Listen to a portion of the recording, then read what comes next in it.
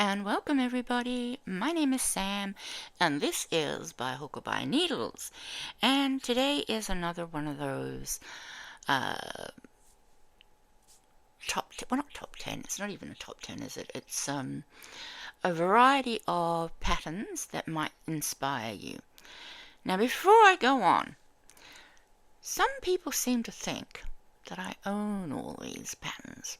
Oh, no. I do not own all these patterns. I just have them, well, I say I have them. I have many of them on my favorites list. And mostly, what I tend to do, the way I find all these patterns is, just as the headline of the thumbnail says, when I'm sort of got low energy, I'm not sort of feeling much like actually crocheting, I go hunting for, unusual patterns and that sort of thing, or not so unusual patterns, easy patterns or whatever. I go for looking for inspiration. So that's why I gather these patterns on my favorites list. So I've got a bit of inspiration so that next time I'm sort of low in energy, I can flick through all the pictures and think, oh yeah, I should do something, I should make a shawl, and then I go to my patterns files and see what I've got. So I don't own all these. That would be, yeah, that would be a little bit too much. But I do make some of them. Someone suggested that, asked me if I actually made any of them. And some of them I have not made yet. Some of them I am making. I think I showed with the knitting. I have the foxtail blanket. I'm actually knitting the foxtail blanket. So I am, yes, knitting one. And I'm actually crocheting the first one I'm going to show you today, actually. I've started crocheting the first one I'm going to show you today. But I'm crocheting it for stitch count reasons and trying to do a bit of math to try and turn this that pattern into something a little different. So that's why I sort of like to have a look at, just a moment, sorry, I got a cough. Okay, that's a little bit better, sorry. I always have to cough every time I come on. Yeah, so that's another reason I sort of grab a lot of patterns, because, as I say, it gets me thinking, it gets some inspiration going.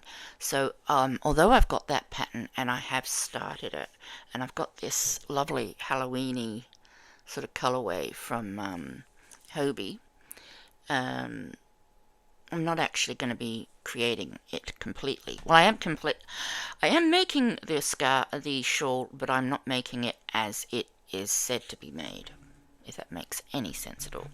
So anyway, the first one is called Birds of Paradise, and this one is a totally free pattern. So I may even do a make along once I've worked out all my math and everything. It's a shawl. I won't say yet what I'm going to be doing with it, because I might not actually be able to get the math right enough to do it. But yeah, Birds of Paradise by Suvi Giri. I think I've got a few of Suvi Giri's on my in my favorites, because she has a lot of patterns which are very inspirational. And often people, in those little quizzes, they say, well, where do you get your inspiration from? Well, I get my inspiration from Ravelry and just scrolling, and I put in different sort of features, search features, and all that sort of thing. So the next one, what's the next one called? Let's have a look. This is a close-up. It's called Corvus Bandana Shawl, and it's by I Need It Crochet. So this is just a very sort of close-up of part of it. You can see it's a very sort of simple V-stitch with a shell inside of it. Yeah, I'm not sure that the yarn complements the stitch in this colorway, just simply because I find when you've got when you've got a busy pattern, or a pattern with shells and stuff like that, sometimes probably should do a solid color. But yeah, the I Need It crochet website would have it on, and it's called Corvus, Corvus Bandana Shawl. But of course, all the links to all these patterns will be in the description, because they're on my favorites list, not on my bought list.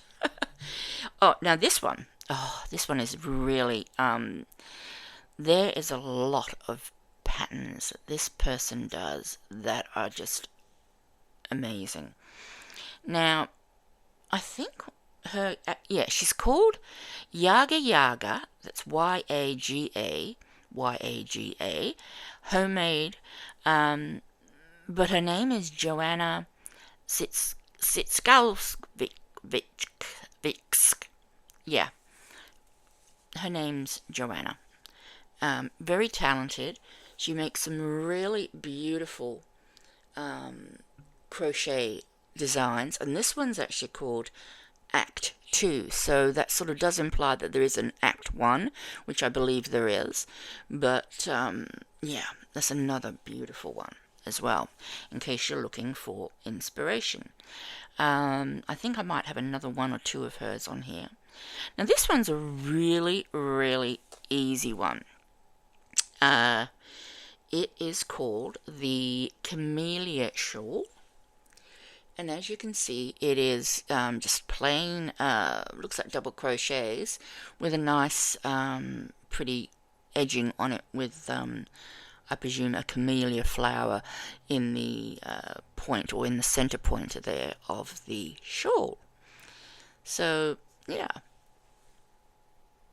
I quite like that one for the simplicity. That's sort of probably the less experienced people. It's just the border that's going to be a little bit trickier. Now this one is another one. Is it one of hers? No. This is by Red Teapot Atelier. Red Teapot Atelier. Now they do a whole range of shawls which are crocheted, and they are all named after different types of tea. Now this one is called DarjeelingTea Shawl, and you know, I mean, if you can, you get right in there and you can really see the beautiful stitch work and details that she does. It's just, again, a really, really lovely shawl. You know, obviously I'm never going to have time to do, you know, all of these, but they certainly do give me pleasure looking through them. And, you know, what's the harm in that? Anyway, this one, I'm in two minds with this one. Now, like I say, often I will show things that I don't want to make, or I don't like. And the reason I'm doing that is not for me, it's for you. So, once again, I've got all these things in my favorites, but they're not always just for, you know, for my taste. They're not always my tastes personally. Sometimes I think, oh, someone else, I know someone who might like this style. And this is one of them. And Dawn Yandel actually has done a lot of these shawls. She loves them. And that's where I first saw it from. It is, if you know Dawn at all, it is the Heart Collector Shawl. And the reason it's called that is that piece that's just below her head, on her neck, is a heart. And so you make that like separately, and then from that you actually crochet the rest of the shawl. And as you can see, it comes down into a lot of ruffles at the end, so those rows are going to take a very long time, and it is made in fingering weight. Once again, all these links will be down below for you to have a look at, because I've got them saved to my favorites list, not my bought list. The reason I have a problem with this one, and that's not really a problem, it's just why I'm in two minds about it, is the amount of yardage it uses. And now you're looking, it says to 3,281 yards, or 3,000 meters. Now that's for the largest size. I think there are a few sizes. I haven't really looked into the pattern that much. I just like the look of the picture, because that's how I choose things to show you, is from the pictures. But a lot of people love all that ruffly stuff, and I do, but I'm not sure. I would find this, I mean, it's in a 4-weight, not a 4-weight, sorry, it's in a 4-ply, which is a 2-weight, I think, which is like fingering sock yarn weight yarn. So hopefully it's not going to be too heavy. I would not make this in anything higher than a 4-ply, simply because the weight of it is just going to literally weigh you down, because there is a lot of yardage in it, and that's what puts me off it. I've not really got any sort of fingering yarn that is all not one color, but that is all one colorway. I haven't got one that's, I haven't got colorways that, I've got 2 or 3 balls, and I would need at least, let's see, I think, the type of yarn I usually get fingering, there's, I think, 400 meters, so I would need a lot of balls for this, and that's another thing, or donuts, that's another reason why I wouldn't necessarily do this one. But it's still very pretty to look at, and it just sort of, makes me smile. So a lot of these just make me smile. Now the next one is a really, really simple one. It is, excuse me, it is a simple, I should have muted, sorry. It is a simple granny stitch, but it's done in, like a log cabin shawl. Well, it's actually called Super Simple Log Cabin Shawl, and it's created by Attie Van Norrell. Once again, the link will be in the description box below, and it's made with an 8-ply. I love this one too. I just love the idea that you could easily use, scraps of yarn to make it. You will know, I think, I'm looking at it sort of, oops, no, go back. I think you're going to need to know how to decrease. No, you might need to know how to decrease granny stitch, and not everybody knows how to do that. Oops, come on, go away, picture, come back. I'm going to have to cough again, I'm sorry.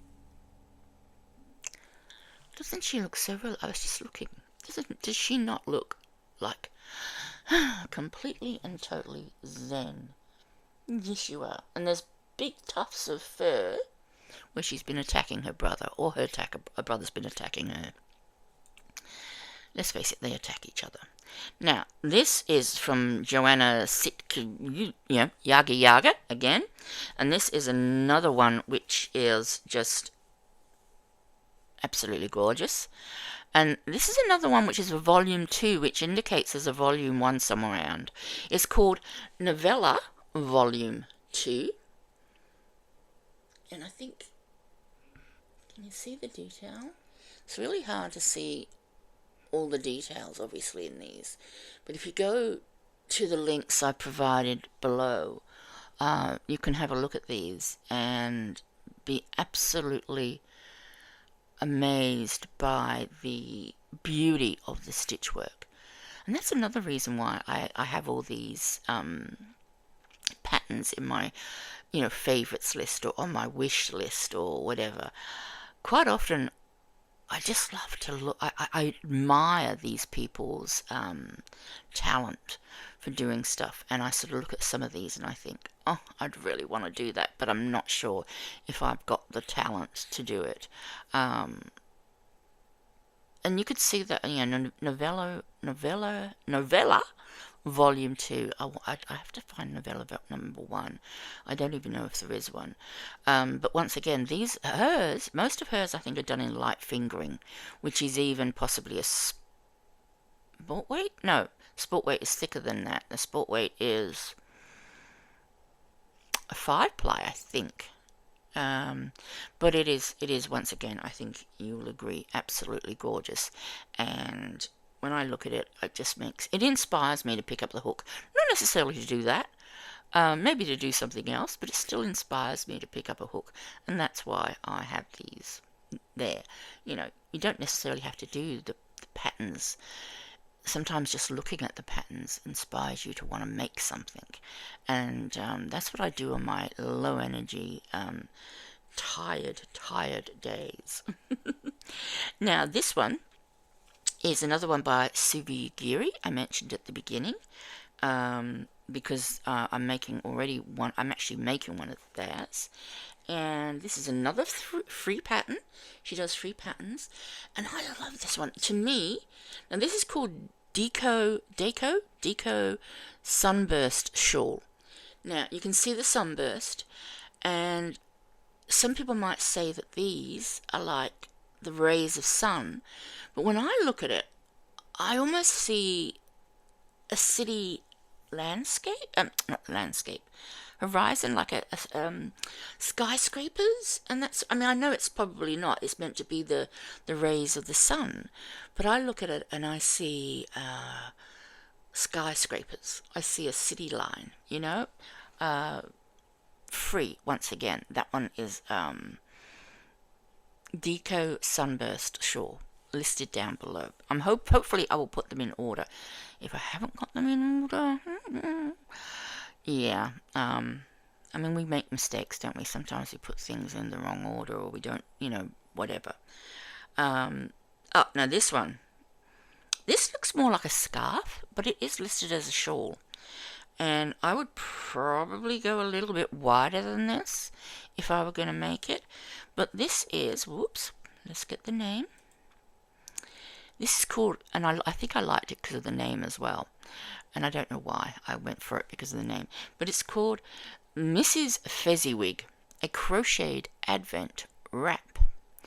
And for those who might not be up to par or whatever with their what's it called? See, I can't even think right now. My brain's gone blank because I'm obviously not up to par. Christmas Carol. Mrs. Fezziwig is one of the characters in the A Christmas Carol book and movie, though she's not really seen. So this is obviously a shawl that they've created with her in mind, and it's an advent wrap, which means you can use all those little, when you do an advent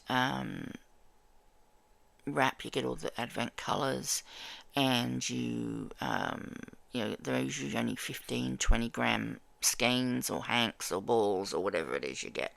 So this is one of those. Now this is going to be one that you will need to know your decreases for, because it is a chevron, and you can see a different color every row. But it is a good one for scraps. It's also a very good one for your advent calendar colors, though I'm not sure if I would necessarily. I love the gold, red and black because that really reminds me of the Australian Indigenous people's flag, and I love the Australian people's Indigenous people's flag, but it seems a little bit lost amongst all the other pinks and reds, and I don't know, it just seems a little lost. But a very easy shawl. It is a paid pattern, and it's made with fingering yarn because, once again, most advent calendars do tend to be fingering, but once again, you're going to need to know how to do your decreases with your granny stitches, because I think part of it is done. Yeah, part of it looks to be done in granny clusters. So yeah, you need to know how to do your decreases and all the whatnots. But it's lovely. Simple and very nice. I'm not sure if I would buy the pattern because there's places you could go to actually probably download a pattern that would be as similar to it than this for free. Now, I don't say that to distract you from buying from this designer. She's obviously put a lot of work into it, but I'm just saying it because it once again illustrates that when I show you all these patterns that I have on my favorites list, I'm not suggesting this is the one that I'm going to make or this is the one you should make.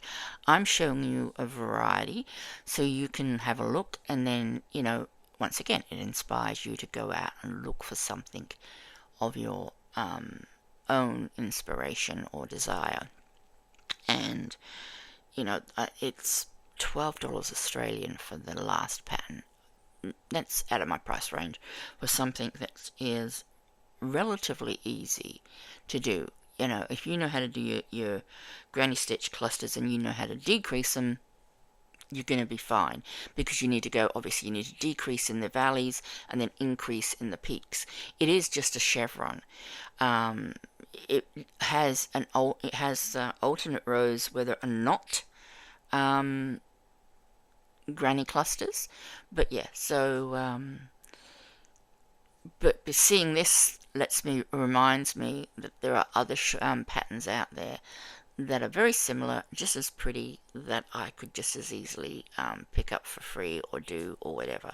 So, I'll show you these, but that doesn't necessarily mean I'm saying, these are the ones you should get, because I haven't even bought them. So I'm not suggesting that you should buy them. I'm suggesting you look at them when you're low in energy, when you want to make something and you just can't think of what you want to make.